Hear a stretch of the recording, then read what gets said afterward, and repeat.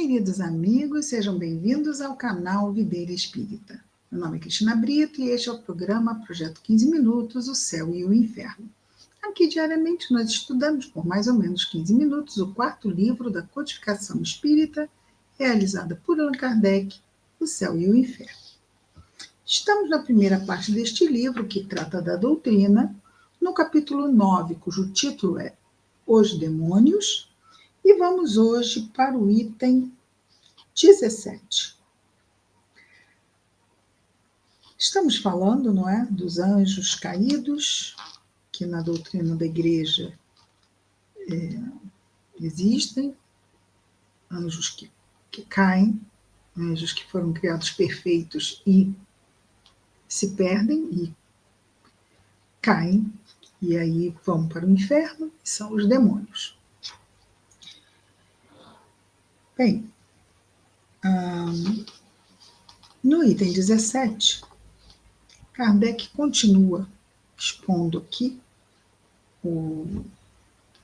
já comentando, já não temos mais aqui neste item 17, nos 18 voltam as aspas. Então, aqui no 17, é um comentário de Kardec sobre o texto da igreja. O castigo disse, está falando dos anjos caídos, chamados demônios, não é? O castigo disse, segue-os por toda parte, eles não têm mais paz nem repouso. Isso não destrói em nada a observação feita sobre o pequeno descanso que gozam aqueles que não estão no inferno. Sim, nem todos os demônios estão no inferno, outros ficam como que tentando agir para pôr a perder os encarnados, não é? Os homens na face da Terra. Os homens, a humanidade, os seres humanos. Então, aqueles que não estão no inferno gozam de um pequeno descanso. Descanso tanto menos justificado quanto, estando fora, fazem mais mal. Não se justifica, e não estando lá ainda fazem mais mal do que as torturas que lá acontecem no inferno. Tudo dentro da doutrina católica, ok? A doutrina da igreja. Sem nenhuma dúvida, não são felizes como os bons anjos, mas conta-se por nada a liberdade de... Aí uma pergunta, mas conta-se por nada a liberdade de que gozam?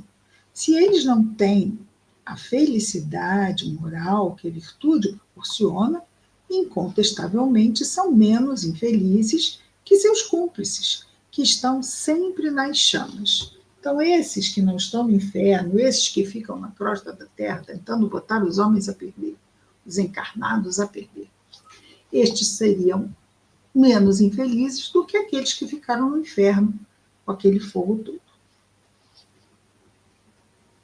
E de resto, para o mal, há uma espécie de gozo em fazer o mal com toda a liberdade.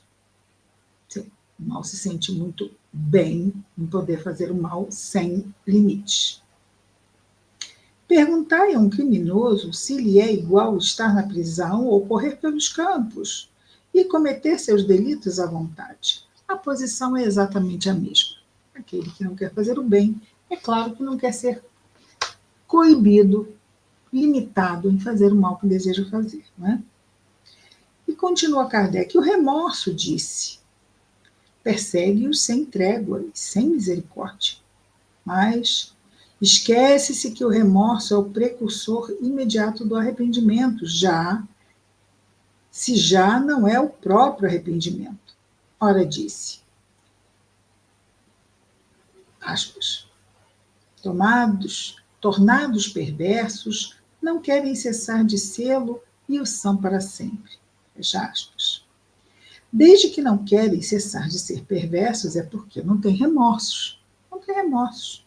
Mas, senão, deixariam de ser demônios dentro desta doutrina. Ok? É porque não têm remorsos. Se tivessem o menor remorso, cessariam de fazer o mal e pediriam perdão. Portanto, o remorso Não é. Não é para eles um castigo. Por quê? Porque não tem, não estão arrependidos, não têm remorsos. A consciência não lhes pesa. Muito bem, aqui voltamos às aspas, agora item 18. Voltamos aos textos da igreja, certo? São depois do pecado o que o homem é depois da morte. A reabilitação daqueles que tombaram é, pois, impossível. Então, dentro da ideia da igreja, aqueles que pecaram não têm outro destino senão o inferno para todo sempre. Então, são depois do pecado os que caem, né, os anjos caídos, que também vão para o inferno, o que o homem é depois da morte, o homem que peca, não é? A reabilitação daqueles que tombaram é, pois, impossível, uma vez no inferno, para todo sempre lá. De onde vem essa impossibilidade de não poderem sair nunca mais de lá? Não se compreende, porque aí fecha aspas, ok? São depois do pecado o que o homem é depois da morte. A reabilitação daqueles que tombaram é, pois, impossível. Está entre aspas. Esse é um texto da igreja. Fora das aspas, o comentário de Kardec. De onde vem essa impossibilidade? Não se compreende que seja a consequência de sua semelhança com o homem depois da morte. Proposição que, de resto, não é muito clara. Essa impossibilidade vem da sua própria vontade ou vem de Deus? Realmente eles não querem sair de lá ou Deus os proíbe de sair? Kardec diz que não fica claro isso nos textos da igreja. Se é de fato a sua vontade, isso denota uma extrema perversidade, um endurecimento absoluto no mal. Desde então, não se compreende que seres tão essencialmente maus puderam ser anjos de virtude, e que durante o tempo indefinido que passaram entre os anjos de virtude, não tenham deixado transparecer nenhum traço da sua natureza má. Psicopatas, anjos psicopatas, não é? Se é a vontade de Deus, compreende-se ainda menos que inflija como castigo a impossibilidade de retorno ao bem. Então, Deus não é todo amor, todo misericórdia. Não, não é? Depois de uma primeira falta, o Evangelho não diz nada de semelhante. Nada. Deus é todo amor, é o que Jesus nos diz. Não fala desse ser perverso, pseudo-Deus, que cria seres perfeitos e que os vê transformar-se em totalmente perversos, que não têm remorsos. Ok. E aí terminamos o item 18. No item 19, Kardec começa também com uma frase entre aspas para depois comentar. Diz aqui o texto da igreja. Sua perda, acrescenta-se, é daqui para frente sem retorno. Ou seja, a queda desses anjos que se transformam em demônios, a partir de que caem, não há retorno. E perseveram no seu orgulho diante de Deus. Orgulho, seres que foram criados perfeitos. Não adianta, continua sem fazer sentido. E aí, fecha aspas, aí vamos ao comentário de Kardec. De que lhes serviria de não perseverarem, uma vez que todo arrependimento é inútil? Então, o que adiantaria eles não perseverarem no mal, se todo o arrependimento é inútil? Então, lá continua o mal, porque não faz diferença nenhuma.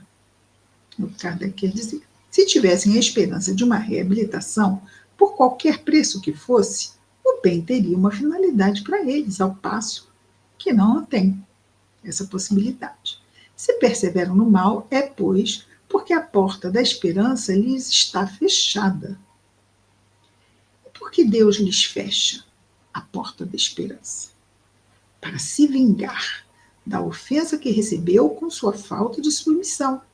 Assim, para saciar o seu ressentimento, o ressentimento de Deus, contra alguns culpados, prefere vê-los não somente sofrer, mas fazerem o mal antes que o bem. Induzir ao mal e impelir, ou seja, impulsionar à perdição eterna todas as suas criaturas do gênero humano, que vão ficar à mercê desses aí que caíram, quando bastaria um simples ato de clemência para se evitar um tão grande desastre, um desastre previsto de toda a eternidade, que afinal é Deus. Poderia prever isto tudo, sendo Deus, preveria. E, prevendo, não fez nada. Cadê a perfeição de Deus, né? Pergunta que não quer calar. E Kardec continua dizendo-nos assim: tratar-se-ia por ato de clemência, de uma graça pura e simples, da parte de Deus, que talvez fosse um encorajamento. Repetir. Tratar-se-ia por ato de clemência, de uma graça pura e simples, que talvez fosse um encorajamento ao mal? Não. Mas de um perdão condicional subordinado a um sincero retorno ao bem. Ou seja, o perdão é condicional porque ele está dependendo de que volte-se de novo ao bem. E só aí o perdão será efetivado. Não é nada de promessas e palavras, não é? Em lugar de uma palavra de esperança e de misericórdia, fé, ao invés de uma palavra de esperança e de misericórdia, fé como se Deus dissera. É como se Deus dissera. Aqui tem uma letra a mais. É como se Deus dissera: pereça toda a raça humana antes que a minha vingança. Ok. Então, Deus quer se vingar desses que o afrontaram, destes anjos que caíram. Portanto, que morra a raça humana toda. Se ele conseguir a sua vingança, está tudo certo. E admira-se que com tal doutrina hajam incrédulos e ateus. Admira-se, porque com uma doutrina dessa, olha, é fácil ser incrédulo e é fácil ser ateu.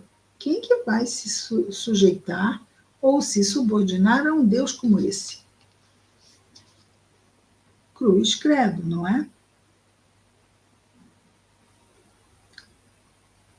É assim que Jesus nos representa seu Pai? Ele que nos fez uma lei expressa no esquecimento e no perdão das ofensas, que nos disse pagar o mal com o bem, que coloca o amor aos inimigos na primeira classe das virtudes que devem nos merecer o céu. Queria, pois, que os homens fossem melhores, mais justos, mais complacentes que o próprio Deus. Porque Deus, esse Deus aí que está aqui, é super perverso. Então, Deus ensinou aos homens virtudes que Deus não teria? De novo, não faz sentido? Não faz mesmo. Amanhã começamos o subitem, o último deste capítulo. Olha, eu estou aprendendo coisas que eu jamais imaginei que seria uma coisa desta. Alguém tinha ideia disso? Quiserem escrever nos comentários. Eu não tinha ideia de nada disto. Nada. Estou a aprender tanto, tanto, tanto. Está sendo difícil? Está sendo difícil. Por quê? Porque são surras diárias à minha razão. Mas, importantíssimo saber isso. Nossa, importantíssimo. Eu estou ficando extremamente enriquecida e cada vez que o tempo passa, eu me pego, às vezes, durante o dia, refletindo sobre isso. Muito interessante. Amanhã começamos com o subitem Os Demônios segundo o Espiritismo. Então, amanhã nós não vamos mais falar no Segunda Igreja, vamos falar segundo o Espiritismo. É isso. Até amanhã com mais um Projeto 15 Minutos, o Céu e o Inferno. Muita paz a todos.